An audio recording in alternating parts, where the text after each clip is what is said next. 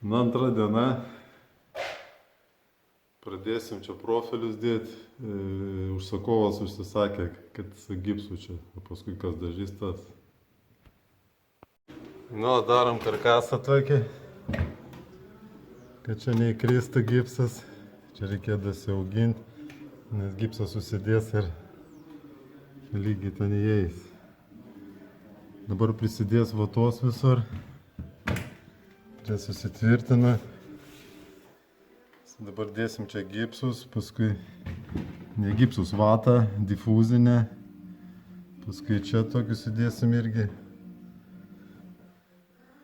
Visur sustiprinta. Nudedam vatą. Nu, apšildytas stogas. Čia paskui dar dadėsim profilius ir dadėsim vatos. Nudedam difuzinį.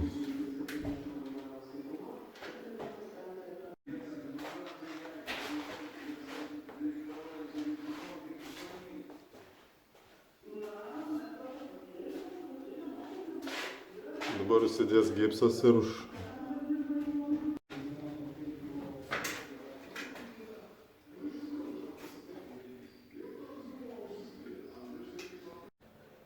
padaryta apdaila.